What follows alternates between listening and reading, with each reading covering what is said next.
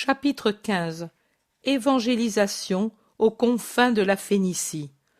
La route qui va de la Phénicie vers Ptolémaïs est une belle route qui coupe tout à fait en ligne droite la plaine entre la mer et les montagnes.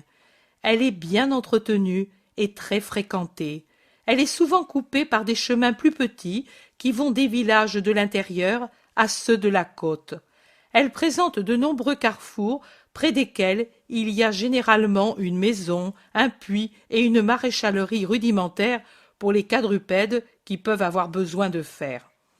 Jésus, avec les 6 qui sont restés avec lui, fait un bon bout de chemin, 2 kilomètres et plus, avec toujours sous les yeux le même spectacle. Finalement, il s'arrête près de l'une de ces maisons avec puits et maréchalerie, à un carrefour près d'un torrent qu'enjambe un pont qui est solide mais laisse tout juste le passage pour un char, ce qui oblige à un arrêt de ce qui va et de ce qui vient, car les 2 courants qui se croisent ne pourraient passer en même temps. Et cela permet aux passagers de races différentes, de ce que je réussis à comprendre, c'est-à-dire les Phéniciens et les Israélites, proprement dit, qui se haïssent mutuellement, de se mettre d'accord sur un seul point, celui de maudire Rome. Et pourtant, sans Rome, il n'aurait pas ce pont, et avec ce torrent en crue, je ne sais pas comment ils arriveraient à passer. Mais c'est ainsi. L'oppresseur est toujours haï, même s'il fait des choses utiles. Jésus s'arrête près du pont, dans le coin ensoleillé où se trouve la maison qui, d'un côté, le long du torrent, a la maréchalerie malodorante, où on est en train de forger des fers pour un cheval, et 2 ânes qui ont perdu les leurs.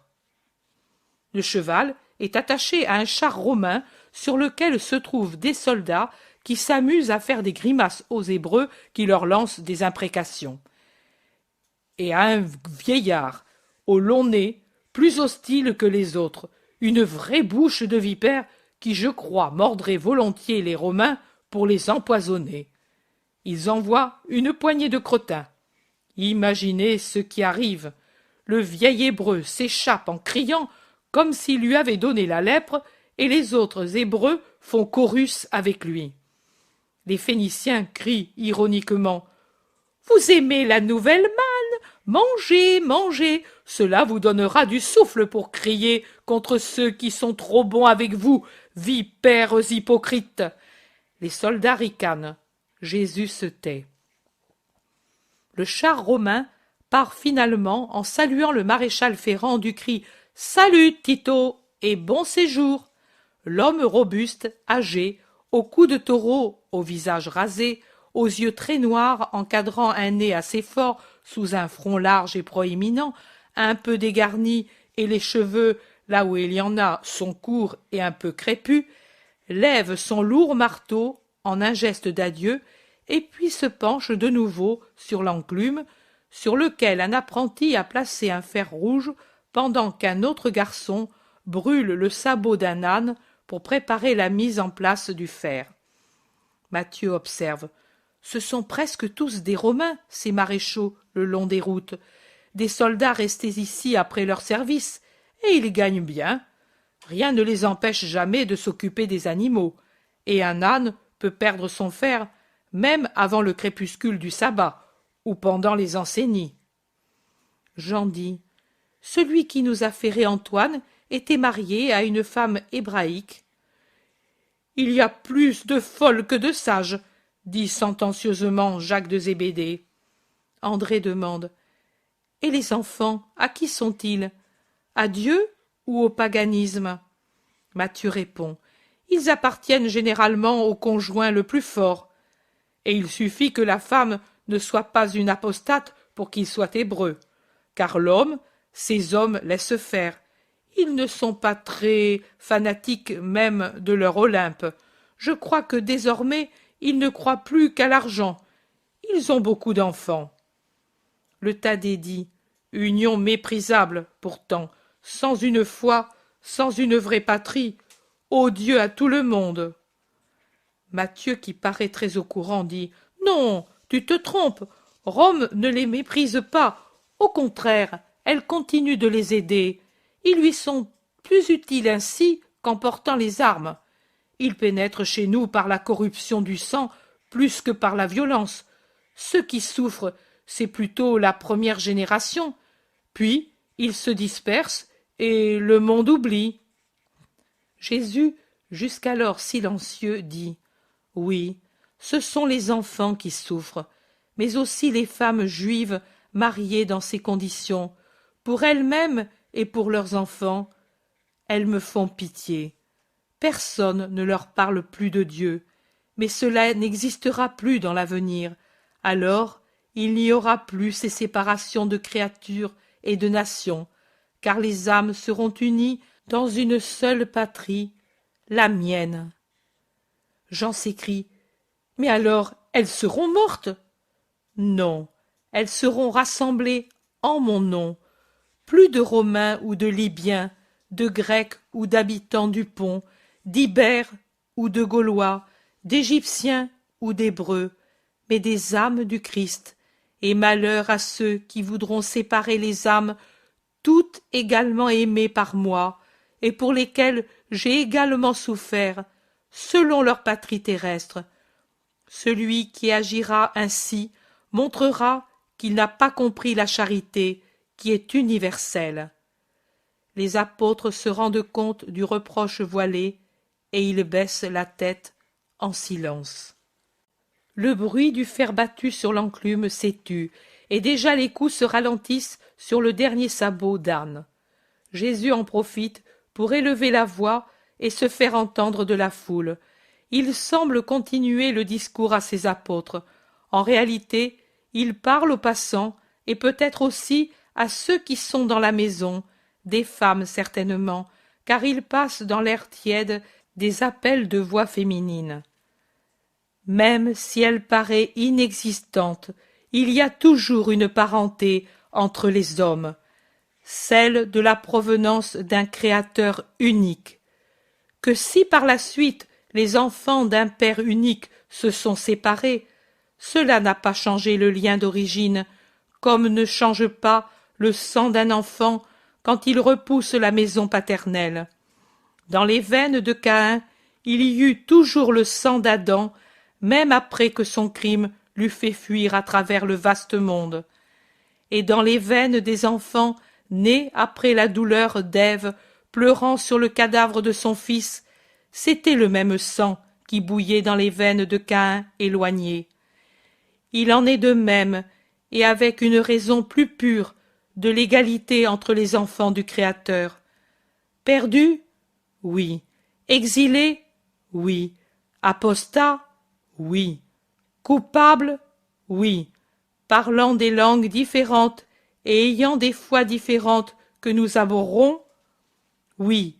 Corrompus par l'union avec les païens? Oui. Mais l'âme leur est venue d'un seul, et elle l'est toujours, même déchirée, perdue, exilée, corrompue. Même si elle est objet de douleur pour le Dieu Père, c'est toujours une âme créée par lui.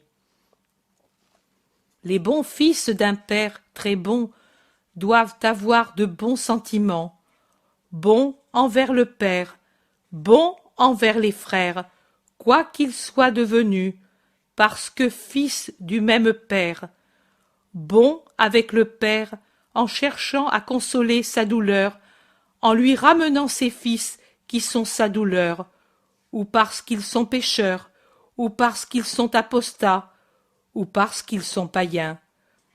Bons envers eux, car ils ont une âme venue du Père, renfermée dans un corps coupable, souillé, hébété par une religion erronée, mais toujours une âme du Seigneur, et qui est semblable à la nôtre.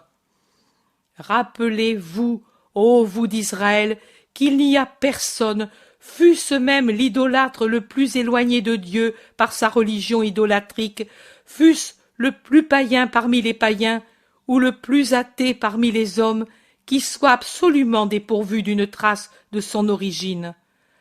Rappelez-vous, ô vous qui vous êtes trompés, en vous séparant de la religion authentique, en vous abaissant à des mélanges de sexes que notre religion condamne, que même s'il vous semble que tout ce qui était Israël soit mort en vous, étouffé par l'amour pour un homme de foi et de race différente, que tout en vous n'est pas mort.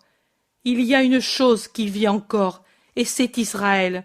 Et vous avez le devoir de souffler sur ce feu mourant, d'alimenter l'étincelle qui subsiste par la volonté de Dieu, pour la faire croître au-dessus de l'amour charnel. Celui-ci cesse avec la mort, mais votre âme ne finit pas avec la mort. Rappelez-vous-le. Et vous, vous qui que vous soyez, qui voyez, et bien des fois avez horreur, les mariages hybrides d'une fille d'Israël avec quelqu'un de foi et de race différente, souvenez-vous que vous avez l'obligation, le devoir d'aider charitablement la sœur égarée pour qu'elle retrouve les voies du Père. Voici la nouvelle loi, sainte et agréable au Seigneur, que ceux qui suivent le Rédempteur rachètent partout où il y a à racheter, pour que Dieu se réjouisse des âmes revenues à la maison paternelle, et pour que ne soit pas rendu stérile ou trop mesquin le sacrifice du Rédempteur. Pour faire fermenter une grande quantité de farine, la maîtresse de maison prend un petit morceau de la pâte de la semaine précédente, une petite quantité enlevée à la grande masse, et elle la mélange à un tas de farine et tient le tout à l'abri des vents nuisibles dans la tiédeur favorable de la maison. Agissez ainsi, vous, vrais partisans du bien, et vous aussi, fils qui vous êtes éloignés du Père et de son royaume. Vous les premiers, donnez un peu de votre levain pour supplément aux seconds et pour les renforcer. Ils l'uniront à la molécule de justice qui subsiste en eux. Et les uns comme les autres, tenez à l'abri des forces hostiles du mal dans la tiédeur de la charité. Selon ce que vous êtes, ou maître de vous, ou n'ayant en vous qu'un reste résistant, même s'il est désormais languissant, le levain nouveau. Resserrez les murs de la maison, de la religion commune, autour de ce qui fermente dans le cœur d'un coreligionnaire égaré, pour qu'il se sente encore aimé par Israël, encore fils de Sion et votre frère, pour que fermentent toutes les bonnes volontés, et que vienne dans les âmes et pour les âmes tout le royaume des cieux. Mais qui est-ce? Mais qui est-ce? Se demandent les gens, qui ne sentent plus la hâte de passer, bien que le pont soit désencombré, ou de continuer s'ils l'ont passé. Un rabbi d'Israël. Ici, aux confins de la Phénicie, c'est la première fois que cela arrive. Et pourtant c'est ainsi. Hazer m'a dit que c'est celui qu'on appelle le saint. Alors peut-être il se réfugie parmi nous, parce que là-bas ils le persécutent. Ce sont des reptiles. C'est bien s'il vient chez nous, il fera des prodiges. Pendant ce temps, Jésus s'est éloigné en prenant un sentier dans les champs, et il s'en va. Chapitre 16. Jésus à Alexandrocène. On a de nouveau rejoint la route après un long détour à travers les champs et après avoir passé un torrent sur un petit pont de planches branlantes permettant seulement le passage des personnes, une passerelle plutôt qu'un pont. Et la marche continue à travers la plaine qui se rétrécit de plus en plus car les collines se rapprochent du littoral au point qu'après un autre torrent avec l'indispensable pont romain, la route de plaine devient route de montagne en se dédoublant au pont en une moins rapide qui s'éloigne vers le nord-est à travers une vallée, tandis que celle choisie par Jésus d'après l'indication de la borne romaine Alexandrocène, 5000 pas, est un véritable escalier dans la montagne rocheuse et escarpée plongeant son museau dans la Méditerranée qui se découvre de plus en plus à la vue à mesure que l'on monte. Seuls les piétons et les ânes suivent cette route, ces gradins, pourrait-on dire. Mais peut-être parce qu'elle est un raccourci avantageux, la route est encore très fréquentée et les gens observent avec curiosité le groupe galiléen si inhabituel qui la suit. Ce doit être le cap de la tempête, dit Matthieu en montrant le promontoire qui s'avance dans la mer. Jacques de Zébédée approuve. Oui, voilà au-dessous le village dont nous a parlé le pêcheur. Mais qui peut avoir construit cette route? Qui sait depuis combien de temps elle existe? Les Phéniciens, peut-être. Du sommet, nous allons voir Alexandrocène, au-delà de laquelle se trouve le cap Blanc. Mon Jean, tu vas voir une grande étendue de mer, dit Jésus, et il met son bras autour des épaules de l'apôtre. J'en serai content, mais il va bientôt faire nuit. Où allons-nous reposer? À Alexandrocène, tu vois, la route commence à descendre. Au-dessous se trouve la plaine, jusqu'à la ville que l'on voit là-bas. André dit, c'est la ville de la femme d'Antigonéa. Comment pourrons-nous faire pour la contenter? Jean explique, tu sais, maître, elle nous a dit, allez à Alexandrocène. Mes frères y ont des comptoirs, et ils sont prosélytes. Parlez-leur du maître. Nous sommes fils de Dieu, nous aussi. Et elle pleurait, parce qu'elle était mal vue comme belle-fille, de sorte que jamais ses frères ne viennent la voir, et qu'elle est sans nouvelles d'eux. Nous chercherons les frères de la femme. S'ils nous accueillent comme pèlerins, nous pourrons lui faire ce plaisir. Mais comment allons-nous faire pour dire que nous l'avons vue? Jésus dit, elle est au service de Lazare. Nous sommes amis de Lazare. C'est vrai, tu parleras, toi. Oui, mais activez la marche pour trouver la maison. Savez-vous où elle est? Oui, près du camp. Ils ont beaucoup de relations avec les Romains auxquels ils vendent tant de choses. C'est bien. Ils font rapidement la route plane, belle, une vraie route consulaire qui certainement communique avec celle de l'intérieur, ou plutôt qui se poursuit vers l'intérieur après avoir lancé son prolongement rocheux en gradin le long de la côte, à cheval sur le promontoire. Alexandrocène est une ville plus militaire que civile. Elle doit avoir une importance stratégique que j'ignore. Blottie comme elle l'est entre les deux promontoires, elle semble une sentinelle préposée à la garde de ce coin de mer. Maintenant que l'œil peut voir l'un et l'autre cap, on voit qu'il s'y dresse en grand nombre des tours fortifiées qui forment une chaîne avec celle de la plaine et de la ville où, vers la côte, trône le camp imposant. Ils entrent dans la ville après avoir franchi un autre petit torrent situé tout près des portes, et ils se dirigent vers la masse hostile de la forteresse en jetant tout autour des regards curieux et deviennent eux aussi objets de curiosité. Les soldats sont très nombreux et ils semblent en bon rapport avec les habitants, ce qui fait bougonner les apôtres. Gens de la Phénicie, sans fierté. Ils arrivent au magasin des frères d'Hermione alors que les derniers acheteurs en sortent chargés des marchandises les plus variées qui vont des draps aux nappes et des fourrages aux grains, ou bien à l'huile et aux aliments odeur de cuir, d'épices, de paille, de laine grège, remplissent le large hall par lequel on arrive dans une cour vaste comme une place et sous les portiques de laquelle sont les nombreux dépôts.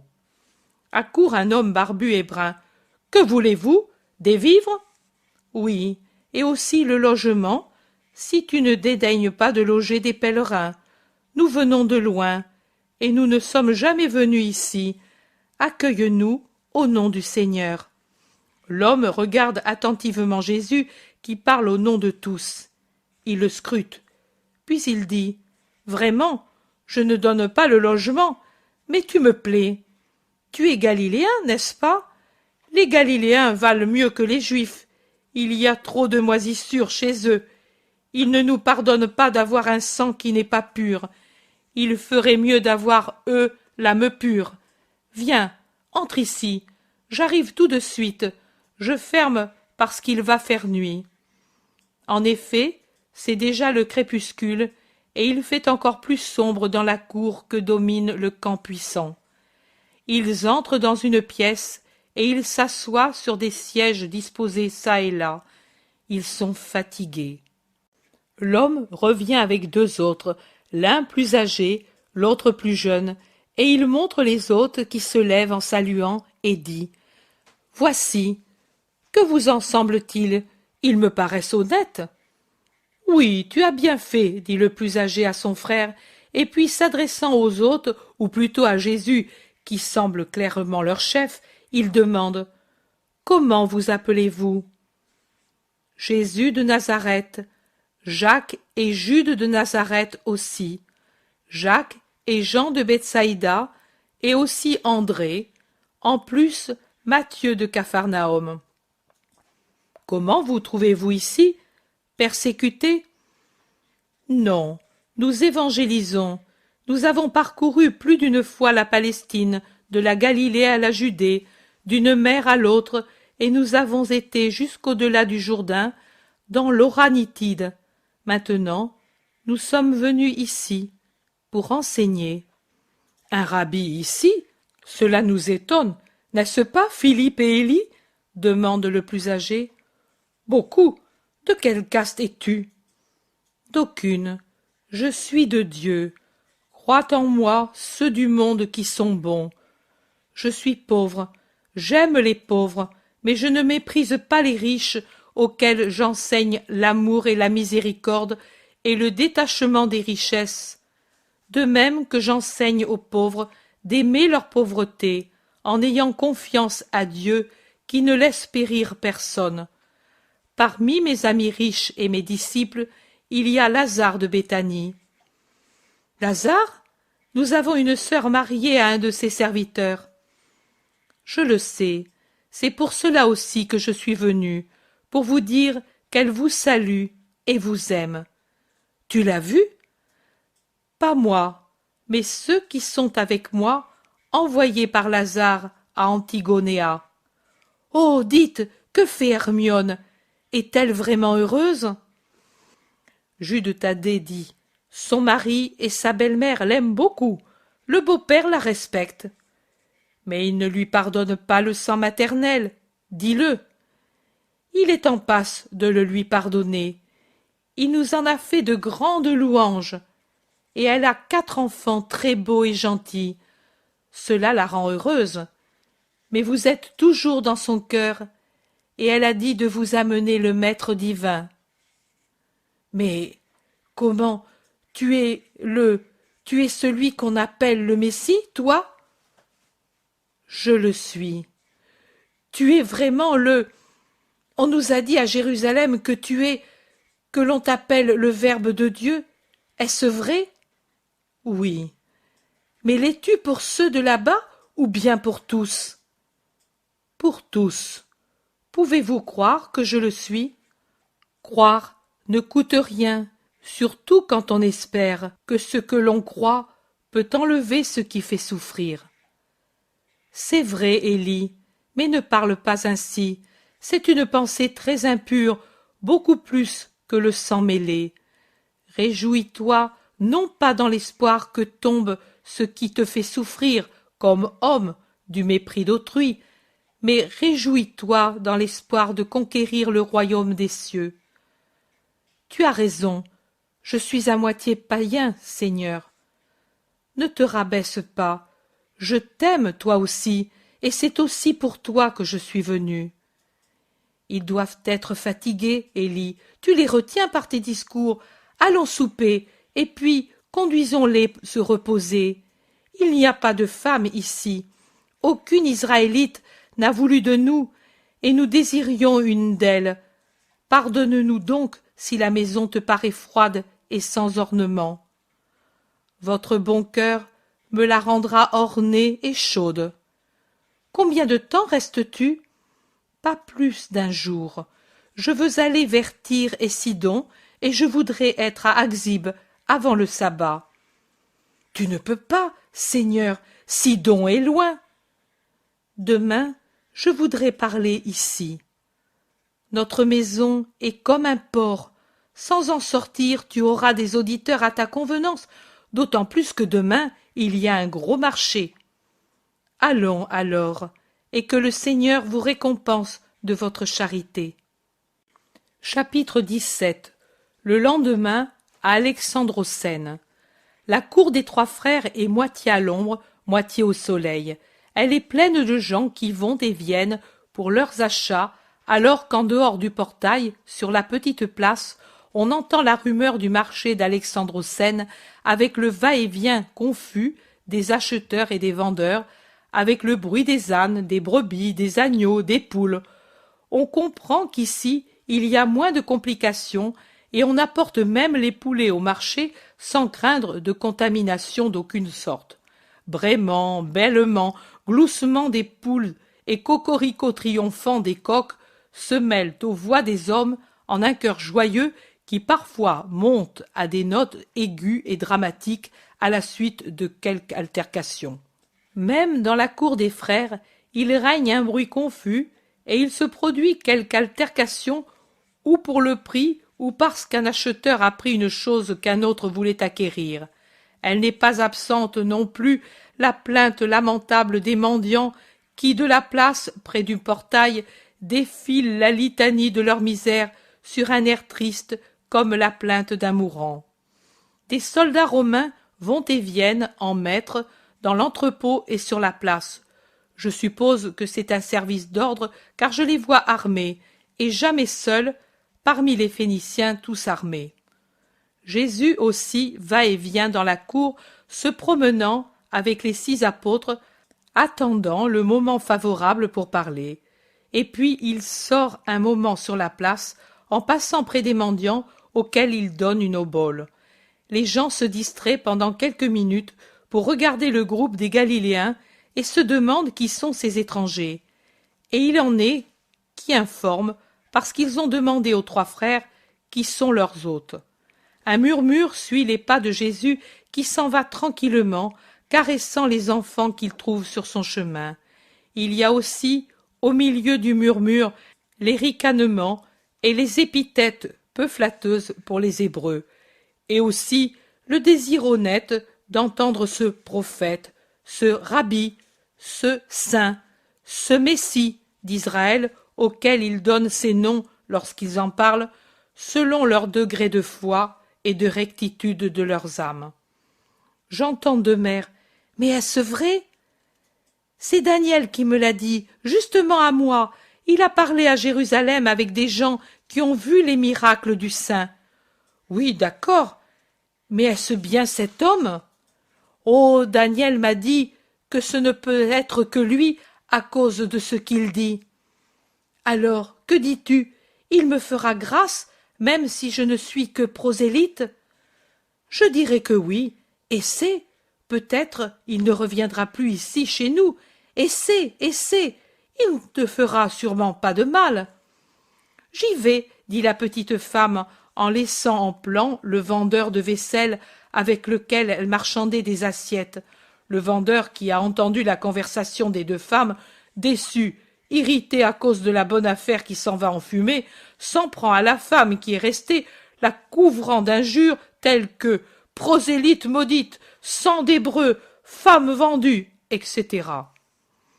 J'entends 2 hommes graves et barbus. J'aimerais l'entendre, on dit que c'est un grand rabbi. Un prophète, dois-tu dire, plus grand que le Baptiste.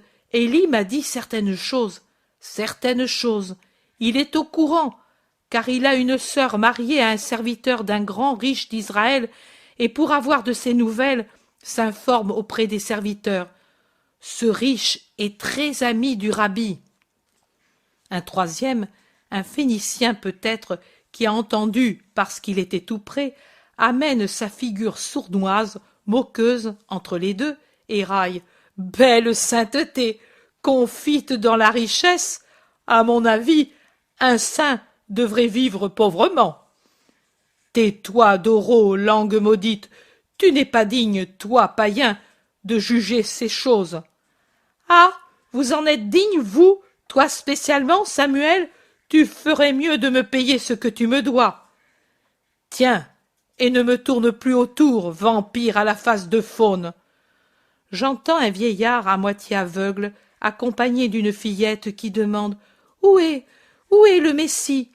Et la petite crie « Laissez passer le vieux Marc, veuillez dire au vieux Marc où se trouve le Messie. » Les deux voix, celle du vieillard, faible et tremblante, celle de la fillette, argentine et assurée, se répandent sur la place, inutilement, jusqu'à ce qu'un autre homme dise « Vous voulez trouver le rabbi ? Il est revenu vers la maison de Daniel. Le voilà arrêté, qui parle avec des mendiants. » J'entends deux soldats romains. Ce doit être celui que persécutent les Juifs, les bonnes peaux. On voit, rien qu'à le regarder, qu'il vaut mieux qu'eux. C'est pour cela qu'il leur cause des ennuis. Allons le dire au porte-drapeau, c'est l'ordre. Un ordre stupide, Caius. Rome a peur des agneaux, et elle supporte, il faudrait dire, caresse les tigres. Il ne semble pas, Scipion. Ponce massacre facilement. Oui, mais il ne ferme pas sa maison aux hyènes qui le flattent. Politique, Scipion, politique. Lâcheté, Caius, et sottise, c'est de celui-ci qu'il devrait être l'ami, pour avoir de l'aide pour garder dans l'obéissance cette racaille asiatique.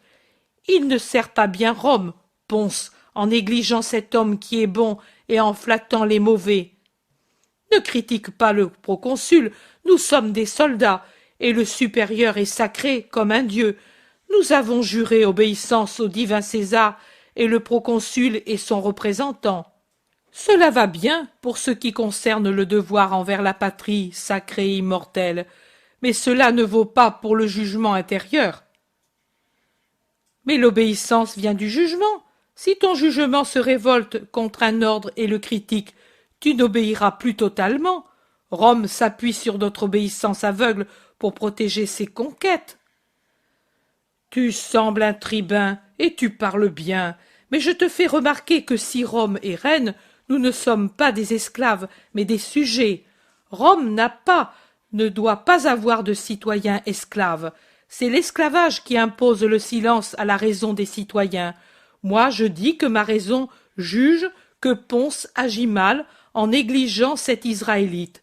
Appelle-le Messie, saint, prophète, rabbi, à ton goût.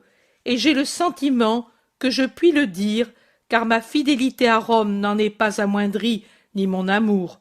Mais au contraire, je le voudrais parce que lui, en enseignant le respect envers les lois et les consuls comme il le fait, coopère à la prospérité de Rome.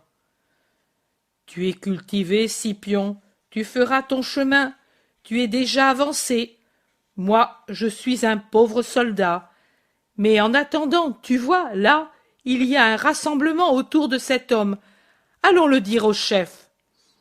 En effet, près du portail des trois frères, il y a un tas de gens autour de Jésus qui, par sa grande taille, est bien en vue. Puis tout à coup, un cri s'élève, et les gens s'agitent. Certains accourent du marché, alors que d'autres s'éloignent vers la place et au-delà. Questions, réponses. Qu'est-il arrivé? Qu'y a-t-il? L'homme d'Israël a guéri le vieux Marc. Le voile de ses yeux a disparu. Jésus, entre-temps, est entré dans la cour avec une suite de gens. En arrière, se traînant péniblement, il y a un des mendiants, un bancal, qui se traîne avec les mains plutôt qu'avec les jambes. Mais si les jambes sont tordues et sans force, et sans l'aide de béquilles il ne saurait avancer, la voix est très robuste. On dirait une sirène qui déchire l'atmosphère ensoleillée du matin. « Saint, Saint, Messie, Rabbi, pitié !» Il ne cesse de crier à perdre haleine. 2 ou 3 personnes se retournent. « Garde ton souffle. Marc est hébreu, toi, pas. Il accorde des grâces aux vrais Israélites, pas aux fils de chiens. Ma mère était juive. Et Dieu l'a frappée en te donnant à elle, toi, monstre, à cause de son péché.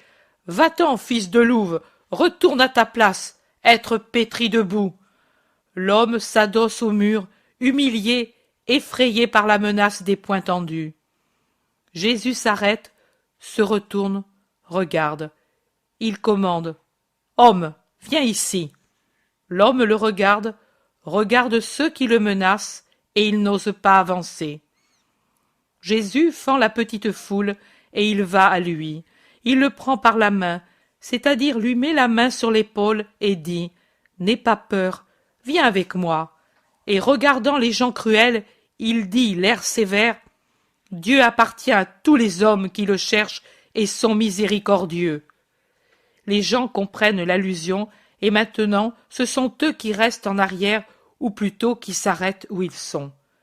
Jésus se retourne, il les voit là, confus, prêts à s'en aller, et il leur dit « Non, venez vous aussi, cela vous fera du bien à vous aussi, cela redressera et fortifiera votre âme, comme je redresse et fortifie cet homme, parce qu'il a su avoir foi. Homme, je te le dis, sois guéri de ton infirmité. » Et il retire la main de l'épaule du bancal, après que celui-ci ait éprouvé une sorte de secousse. L'homme se redresse avec assurance sur ses jambes, jette ses vieilles béquilles, et il crie « Il m'a guéri, louange au Dieu de ma mère !»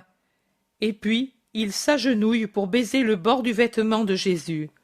L'agitation des gens qui veulent voir ou qui, ayant vu, font des commentaires est à son comble.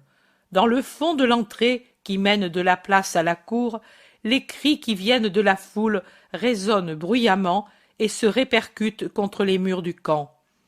Les troupes doivent craindre qu'il se soit produit une rixe, cela doit se produire facilement dans ces endroits où il y a tant d'opposition de race et de religion, et le porte-drapeau accourt en se frayant brutalement un chemin et en demandant ce qui arrive.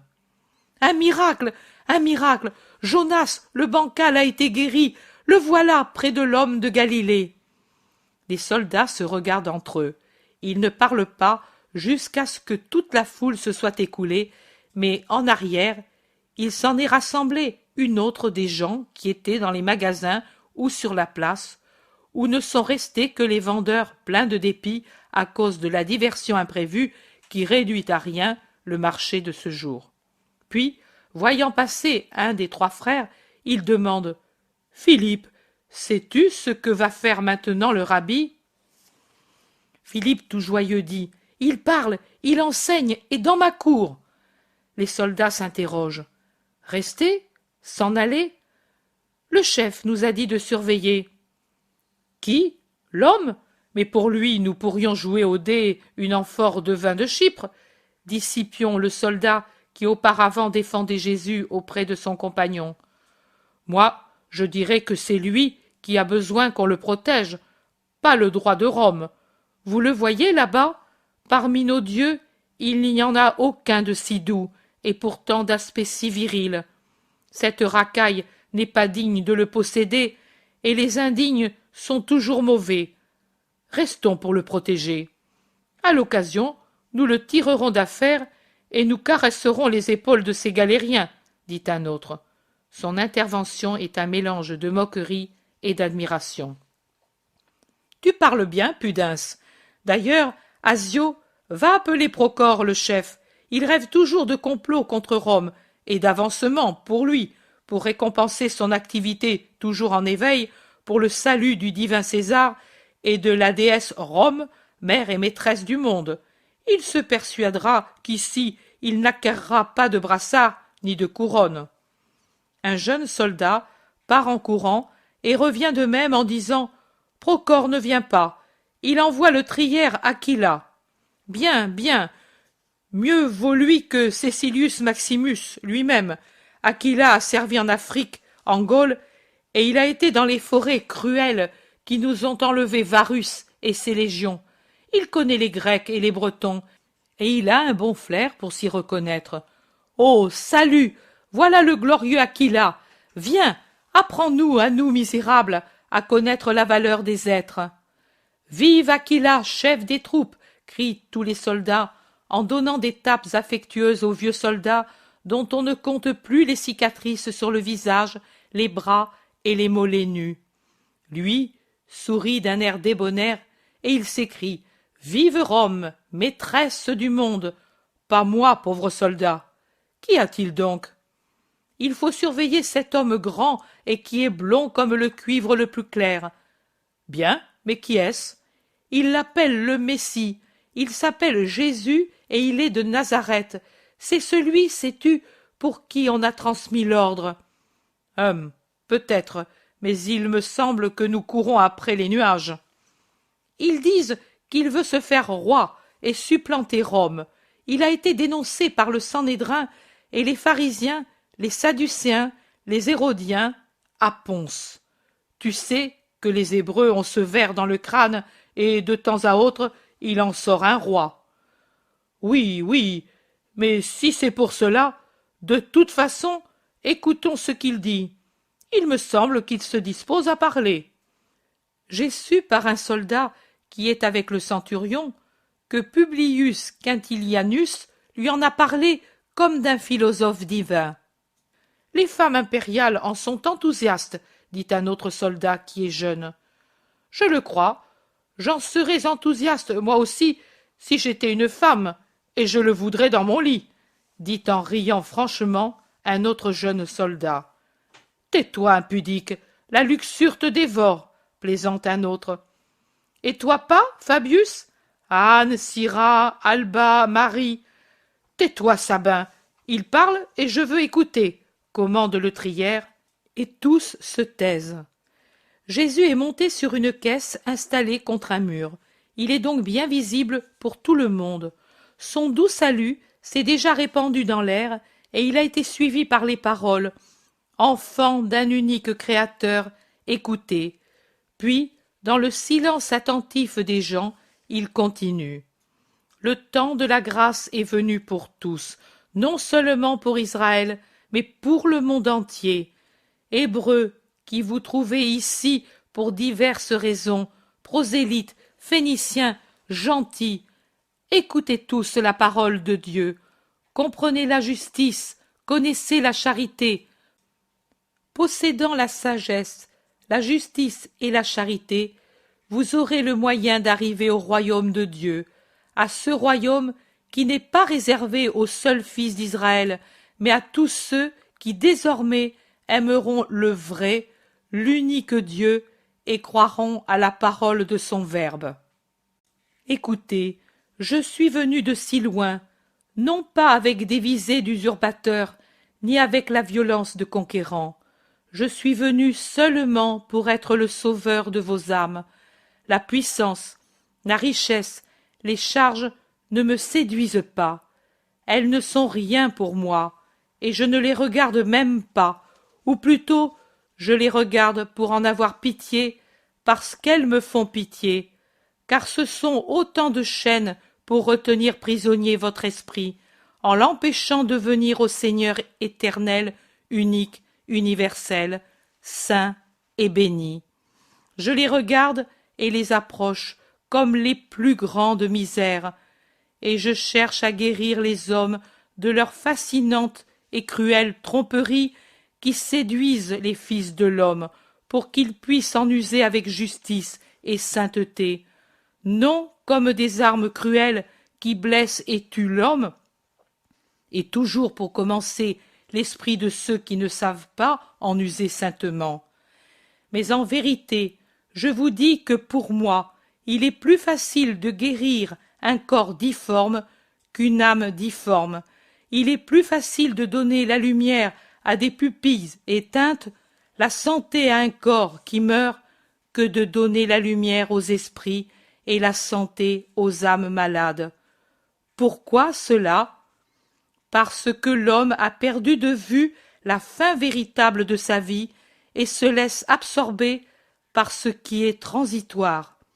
L'homme ne sait pas ou ne se souvient pas, ou, s'il se souvient, il ne veut pas obéir à cette sainte injonction du Seigneur, et je parle aussi pour les gentils qui m'écoutent, de faire le bien, car le bien existe à Rome comme à Athènes, en Gaule comme en Afrique, car la loi morale existe sous tous les cieux, dans toute religion, dans tout cœur droit.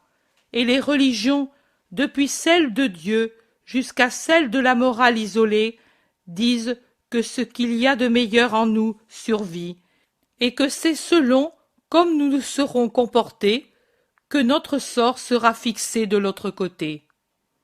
La fin de l'homme est donc la conquête de la paix dans l'autre vie, non pas la bombance, l'usure, la domination, le plaisir, ici-bas, pour un temps limité, qu'il faut payer pendant l'éternité par des tourments très durs. Eh bien, l'homme ne sait pas, ou ne se rappelle pas, ou ne veut pas se rappeler cette vérité. S'il ne la connaît pas, il est moins coupable. S'il ne s'en souvient pas, il a une certaine culpabilité, car il faut garder la vérité allumée comme un saint flambeau dans les esprits et dans les cœurs. Mais s'il ne veut pas s'en souvenir, et si, quand elle flambe, il ferme les yeux pour ne pas la voir, en la haïssant comme la voix d'un rhéteur pédant, alors sa faute est grave, très grave. Et pourtant, Dieu lui pardonne si l'âme répudie sa mauvaise façon d'agir et se propose de poursuivre pour le reste de sa vie la vraie fin de l'homme qui est de conquérir la paix éternelle dans le royaume du vrai Dieu. Avez-vous, jusqu'à maintenant, suivi une mauvaise route? Avili, pensez-vous qu'il soit trop tard pour prendre le bon chemin? Est-ce que, désolé, vous dites « Je ne savais rien de tout cela, et maintenant je suis ignorant, et je ne sais pas m'y prendre ». Non, ne pensez pas qu'il en soit comme des choses matérielles, et qu'il faut beaucoup de temps et de peine pour refaire ce qui a déjà été fait, mais avec sainteté. La bonté de l'Éternel, le véritable Seigneur Dieu, est telle qu'il ne vous fait certainement pas parcourir de nouveau à rebours le chemin déjà fait pour vous ramener au carrefour où vous, en errant, avez quitté le bon sentier pour le mauvais. Elle est si grande que du moment où vous dites « Je veux appartenir à la vérité », c'est-à-dire à Dieu parce que Dieu est vérité, Dieu, par un miracle tout spirituel, verse en vous la sagesse par laquelle, d'ignorants, vous devenez possesseurs de la science surnaturelle, comme ceux qui depuis des années la possèdent. La sagesse, c'est vouloir Dieu, aimer Dieu, cultiver l'esprit, tendre au royaume de Dieu en répudiant tout ce qui est chair, monde et Satan. La sagesse, c'est obéir à la loi de Dieu, qui est loi de charité, d'obéissance, de continence, d'honnêteté. La sagesse, c'est aimer Dieu avec tout soi-même, aimer le prochain comme nous-mêmes. Ce sont les deux éléments indispensables pour être sage de la sagesse de Dieu. Et dans notre prochain, il n'y a pas seulement ceux de notre sang ou de notre race et de notre religion, mais tous les hommes, riches ou pauvres, sages ou ignorants, hébreux, prosélytes, phéniciens, grecs, romains. Jésus est interrompu par des cris menaçants de certains forcenés. Il les regarde et il dit « Oui, cela c'est l'amour. Je ne suis pas un maître servile. Je dis la vérité, car c'est ainsi que je dois faire pour semer en vous ce qui est nécessaire pour la vie éternelle. Que cela vous plaise ou non, je dois vous le dire pour faire mon devoir de rédempteur. À vous de faire le vôtre de besogneux de la rédemption. Aimez donc le prochain, tout le prochain, d'un amour saint, non pas d'un louche concubinage d'intérêt pour lequel est anathème le Romain, le Phénicien ou le prosélyte, ou vice-versa, tant que ne se mêle pas la sensualité ou l'argent, alors que s'il y a soif de sensualité ou intérêt d'argent, les anathèmes disparaissent. Une autre rumeur de la foule, alors que les Romains, de leur place dans l'atrium, s'écrient « Par Jupiter, il parle bien celui-ci !» Jésus laisse la rumeur se calmer et reprend. Aimez le prochain comme nous voudrions être aimés, car cela ne nous fait pas plaisir d'être maltraités, vexés, volés, opprimés, calomniés, insultés. Les autres ont la même susceptibilité nationale ou personnelle. Ne faisons donc pas le mal que nous ne voudrions pas, réciproquement, qu'il nous fût fait. La sagesse, c'est d'obéir aux 10 commandements de Dieu. Je suis le Seigneur ton Dieu, n'en aie pas d'autre en dehors de moi. N'aie pas d'idole, ne leur rends pas un culte. N'emploie pas le nom de Dieu en vain.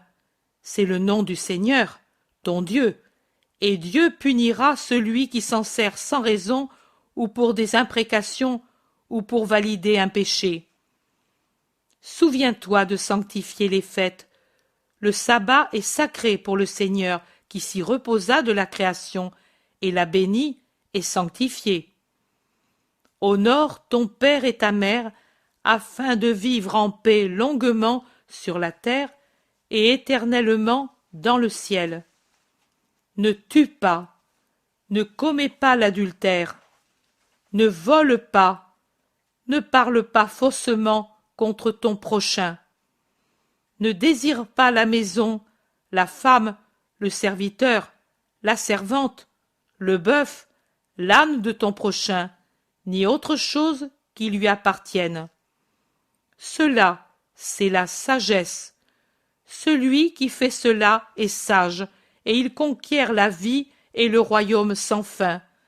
Donc, à partir d'aujourd'hui, proposez-vous de vivre selon la sagesse, en la faisant passer avant les pauvres choses de la terre. Que dites-vous? Parlez? Vous dites qu'il est tard? Non. Écoutez une parabole. Un maître sortit au point du jour pour engager des travailleurs pour sa vigne, et il convint avec eux d'un denier pour la journée.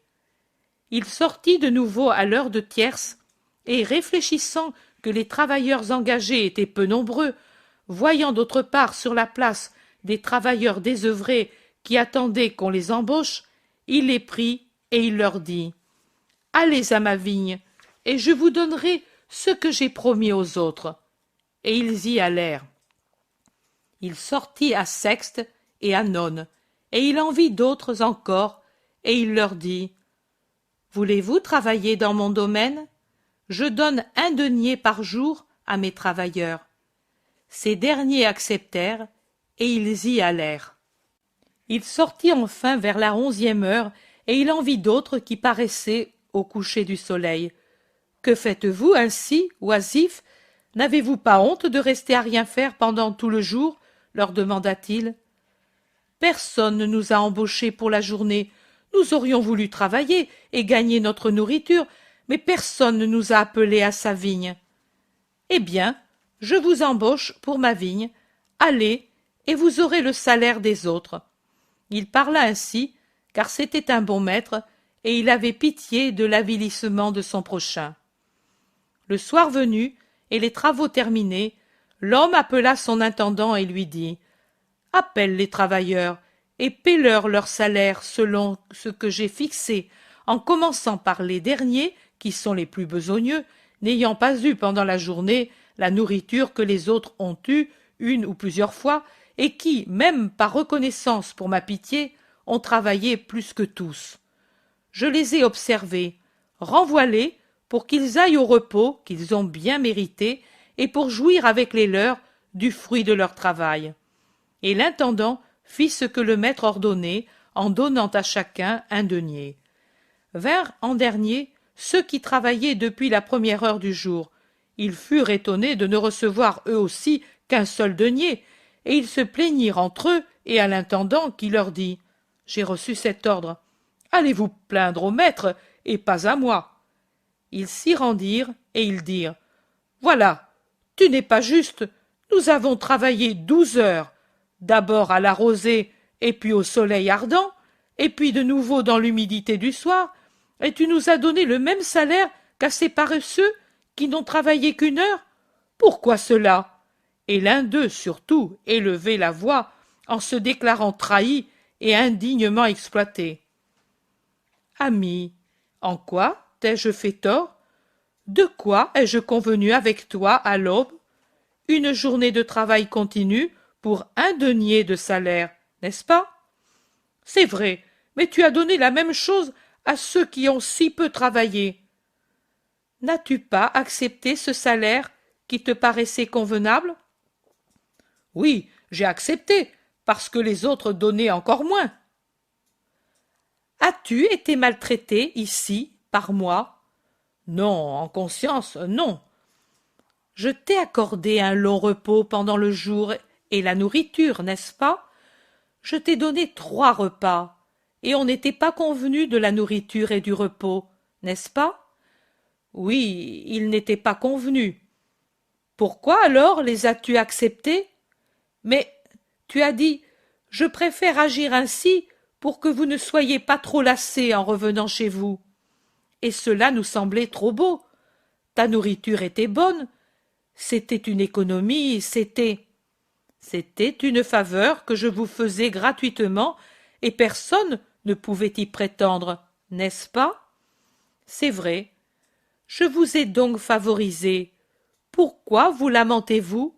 C'est moi qui devrais me plaindre de vous, qui, comprenant que vous aviez affaire à un bon maître, vous travailliez nonchalamment, alors que ceux qui étaient venus après vous, avec le bénéfice d'un seul repas, et les derniers sans repas, travaillaient avec plus d'entrain, faisant en moins de temps le même travail que vous avez fait en 12 heures. Je vous aurais trahi si, pour payer ceci, je vous avais enlevé la moitié de votre salaire. Pas ainsi. Prends donc ce qui te revient, et va-t'en. Voudrais-tu venir chez moi pour m'imposer tes volontés? Moi je fais ce que je veux, et ce qui est juste. Ne sois pas méchant, et ne me porte pas à l'injustice. Je suis bon. Oh, vous tous qui m'écoutez, je vous dis en vérité que Dieu le Père propose à tous les hommes les mêmes conditions et promet un même salaire. Celui qui, avec zèle, se met au service du Seigneur sera traité par lui avec justice, même s'il n'a pas beaucoup travaillé à cause de l'imminence de sa mort. En vérité, je vous dis que ce ne sont pas toujours les premiers qui seront les premiers dans le royaume des cieux, et que là-haut on verra de ceux qui étaient les derniers devenir les premiers, et d'autres qui étaient les premiers être les derniers.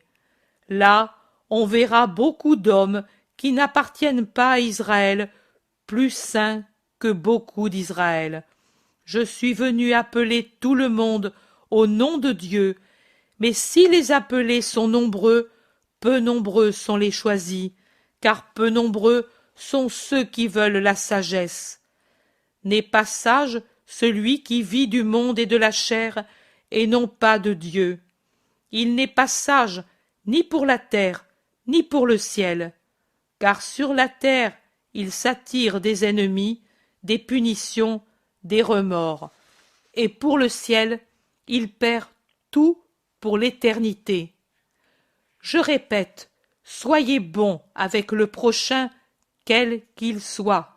Soyez obéissants, en laissant à Dieu le soin de punir celui qui donne des ordres injustes. Soyez continents, en sachant résister au sens, honnêtes en résistant à l'or. Soyez cohérents pour dire anathème à ceux qui le méritent et à le refuser quand la chose vous semble juste, quitte ensuite à établir des relations avec ceux dont vous aviez d'abord maudit l'idée. Ne faites pas aux autres ce que vous ne voudriez pas qu'il vous soit fait. Et alors, mais va-t'en, ennuyeux prophète, tu nous as gâté le marché, tu nous as enlevé les clients, crient les marchands en faisant irruption dans la cour. Et ceux qui avaient murmuré dans la cour aux premiers enseignements de Jésus, ce n'étaient pas seulement des Phéniciens, mais aussi des Hébreux qui se trouvent dans la ville, pour je ne sais quel motif, s'unissent aux marchands pour insulter et menacer, et surtout pour le chasser. Jésus ne plaît pas parce qu'il ne pousse pas au mal. Il croise les bras et regarde attristé, solennel. Les gens, divisés en 2 parties, en viennent aux mains pour défendre ou attaquer le Nazaréen. Insultes, louanges, malédictions, bénédictions, des apostrophes. Ils ont raison, les pharisiens. Tu es vendu à Rome, l'ami des publicains et des courtisanes. Ou par contre, taisez-vous, blasphémateurs, c'est vous qui êtes vendus à Rome, Phéniciens d'enfer. Vous êtes des satans, que l'enfer vous engloutisse. Hors d'ici, hors d'ici, hors d'ici, voleurs qui venez faire le marché ici, usuriers, etc.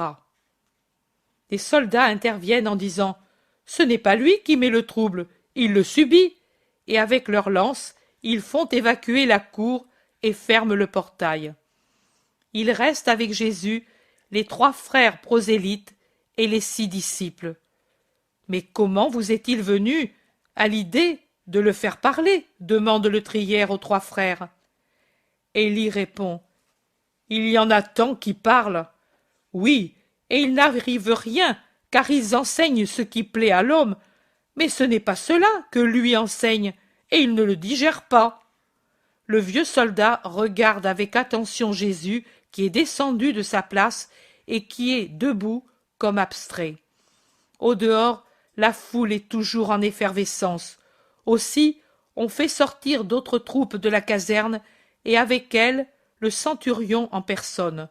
Ils frappent et se font ouvrir alors que d'autres restent pour repousser aussi bien ceux qui crient « Vive le roi d'Israël !» que ceux qui le maudissent. Le centurion s'amène inquiet et en colère s'en prend au vieil Aquila. « C'est ainsi que tu fais respecter Rome, toi, en laissant acclamer un roi étranger sur une terre soumise ?» Le vieux soldat salue avec froideur et répond « Il enseignait le respect et l'obéissance, et il parlait d'un royaume qui n'est pas de cette terre. C'est pour cela qu'ils le haïssent, car il est bon et respectueux. Je n'ai pas trouvé motif d'imposer le silence à quelqu'un qui n'attaquait pas notre loi. » Le centurion se calme et bougonne. « Alors, c'est une nouvelle sédition de cette infecte racaille. C'est bien. Donnez l'ordre à l'homme de s'en aller immédiatement. Je ne veux pas d'histoire ici.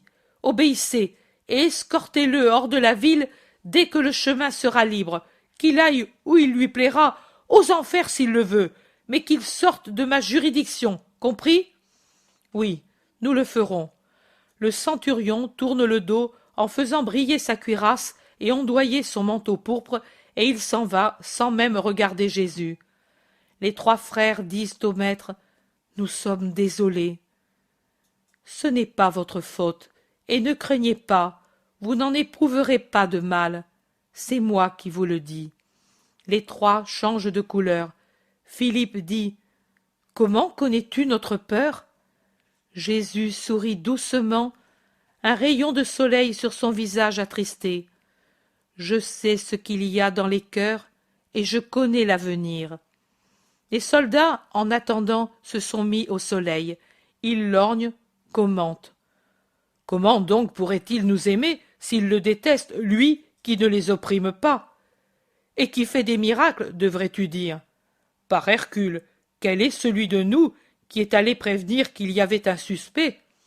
C'est Caius, celui qui fait du zèle. En attendant, nous avons manqué la soupe, et je prévois que je vais perdre le baiser d'une fillette. Ah! Épicurien, où est ta belle? Je ne te le dirai sûrement pas à toi, ami. Elle est derrière le potier, du côté des fondations, je le sais. Je t'ai vu il y a quelques soirs, dit un autre. Le trière, comme s'il passait, va vers Jésus et lui tourne autour. Il le regarde, il ne sait que dire. Jésus lui sourit pour l'encourager. L'homme ne sait que faire, mais il s'approche davantage. Jésus montre les cicatrices. Toutes des blessures, tu es un preux et infidèle alors. Le vieux soldat rougit à ce compliment. Tu as beaucoup souffert pour l'amour de ta patrie et de ton empereur. Ne voudrais-tu pas souffrir un peu pour une plus grande patrie, le ciel, pour un empereur éternel, Dieu? Le soldat secoue la tête et il dit « Je suis un pauvre païen, mais il n'est pas dit que je n'arrive pas, moi aussi, à la 11e heure. Mais qui va m'instruire? Tu vois, ils te chassent, et ce sont des blessures qui font mal, pas les miennes. Moi, au moins, je les ai rendues aux ennemis. Mais toi, que donnes-tu à ceux qui te blessent? Le pardon, soldat, le pardon et l'amour. Moi, j'ai raison. Le soupçon qu'ils font peser sur toi est stupide. Adieu, Galiléens. Adieu, Romains. Jésus reste seul jusqu'à ce que les frères et les disciples reviennent avec des vivres. Les frères en offrent aux soldats pendant que les disciples en offrent à Jésus. Ils mangent sans appétit, au soleil, pendant que les soldats mangent et boivent joyeusement. Puis un soldat sort pour regarder sur la place silencieuse. « Nous pouvons aller, crie-t-il. Ils sont tous partis. Il n'y a plus que les patrouilles. » Jésus se lève docilement, il bénit et réconforte les 3 frères auxquels il donne un rendez-vous pour la Pâque au Gethsémani, et il sort, encadré par les soldats, avec ses disciples humiliés qui viennent par derrière, et ils suivent la route vide jusqu'à la campagne. « Salut, Galiléen, dit le trière. Adieu, Aquila, je t'en prie, ne faites pas de mal à Daniel, Élie et Philippe, c'est moi seul le coupable, dis-le au centurion. Je ne vais rien dire, à cette heure il ne s'en souvient même plus, et les 3 frères nous fournissent un bon ravitaillement, spécialement de ce vin de Chypre que le centurion aime plus que la vie. Sois tranquille, adieu. » Ils se séparent. Les soldats repassent les portes. Jésus et les siens se dirigent vers l'est à travers la campagne silencieuse.